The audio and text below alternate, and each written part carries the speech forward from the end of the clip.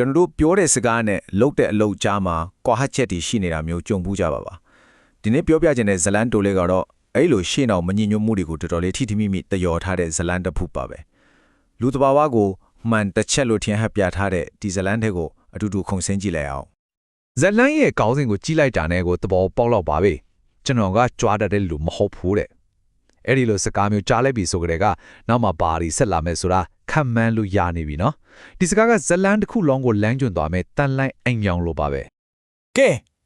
ဇလန်လေးကိုစလိုက်ရအောင်ဤချမ်းတဲ့ဖုန်ကြီးကြောင်းတဲ့ကြောင်းကိုအရင်ဆုံးမြင်အောင်ကြည့်လိုက်ပါအဲ့ဒီကောပေါ့တရားဓမ္မလေးပါလေးမြင်ချင်လို့တကားတွေရောင်းရောက်သွားတယ်ဒါပေမဲ့ဗျာသူရောက်သွားတော့တွေးလိုက်ရတဲ့မြင်ကွင်းကသူထင်ထားတယ်လို့လောင်းမမဟုတ်ခဲ့ဘူးကြောင်းဝဲနဲ့ချေးချလိုက်ပြီးဆိုတာနဲ့တကားကြီးတွေးလိုက်ရတာကတရားထိုင်နေတဲ့ဖုန်ကြီးမဟုတ်ဗျာဘာလို့တွေးလဲဆိုတော့ Kitbot ဒန်ဘိုကြီး Land Cruiser ကားအကြီးတစ်စီးကိုဖုန်ကြီးကကိုယ်တိုင်ကိုကြရေးဆေးနေတာအဲ့ဒါကိုမြင်တော့တကားကြီးလည်းအံ့ဩသွားတာပေါ့ဒါကပဲ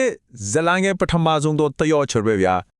တကားကြီးကလည်းကားကိုမြင်ပြီးအံ့တော်တကြီးနဲ့ချီးကျူးစကားဆိုလိုက်ရောအဲ့ဒီမှာဖုန်းကြီးစီကချက်ချင်းပြန်ထွက်လာတဲ့စကားကတော်တော်လေးအေးဆက်တယ်အဲ့လိုပြောတာတွေကြားရတာမကြိုက်ဘူးတဲ့အာဟာဒီစကားတစ်ခုနဲ့တင်ဖုန်းကြီးရဲ့ character နဲ့ဇလန်ရဲ့ theory မှုကိုအပြည့်အဝဖမ်းမိလိုက်ပြီနော်ကဲအခုရောက်လာရကတော့ဇလန်ရဲ့အဓိကအပိုင်းပါပဲဘုန်းကြီးရဲ့နှိမ့်ချော်ခြင်းအမှုပညာကိုသင်ကြားပေးမယ်အခန်းပေါ့သူ့မှာရှိတဲ့ပစ္စည်းတွေကိုကြွားတာမဟုတ်ဘူးဆိုတဲ့ပုံစံနဲ့ဘယ်လိုများပေါပါနန်းနာထုတ်ပြသွားမလဲဆိုတော့ကိုကြည့်ကြရအောင်အဲ့ဒီ Land Cruiser ကားကြီးကိုသူပြလို့ရှင်းပြမယ်ထင်လဲအော်ဒါကတော့ကျွန်တော်ကားပါလို့ရိုးရိုးလေးပြောမလားဟင်းမဟုတ်ဘူးအဲ့ဒီထက်အများကြီးပို့ပြီးတော့ပါနတ်တဲ့ဇလန်တဖို့ရှိနေတယ်သူကဒီကားကိုသူ့ဟာလို့လုံးဝမပြောဘူးဘယ်လိုပြောလဲဆိုတော့ဂျပန်ဘိုးကြီးတစ်ပါးကိုကူညီတဲ့အနေနဲ့ဒီမှာခဏထားပေးထားရတာပါဆိုတဲ့ပုံစံမျိုးနဲ့ဇလန်လေးဆင်လိုက်တယ်ဒါကတကယ်ကို classic နေလားပဲကိုပိုင်ဆိုင်မှုကိုတာဝန်တစ်ခုလို့ဝန်ထုတ်ဝန်ဖို့တစ်ခုလို့ပုံဖော်ပြီးကြွားလိုက်တာမျိုးပေါ့ Land Cruiser ကအဆက်ပဲရှိသေးတယ်နော်။ကျောင်းထဲမှာမကြွားချင်ပါဘူးဆိုပြီးပြချတွေကတစ်ခုပြီးတစ်ခုကိုတန်းစီထွက်လာတော့တာပဲ။ကျောင်းထဲရှောက်ကြည့်လိုက်တော့ဘာရီဒီလဲဆိုတော့တမ်ဖိုကြီးကျွန်းပရိဘော်ကားတယ်။နောက်ဆုံးပေါ် Apple computer တယ်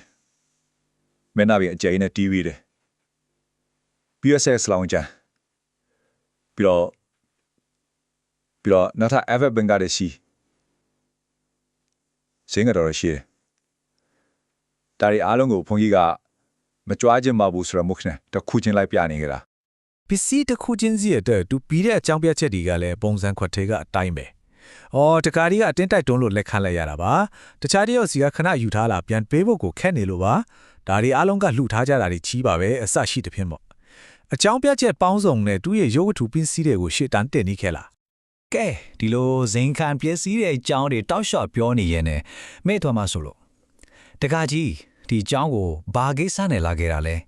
သူ့ရဲ့မူလရည်ရွယ်ချက်ကတကယ်လို့ဘာကြီးလဲအဲ့ဒီအချိန်မှာပဲ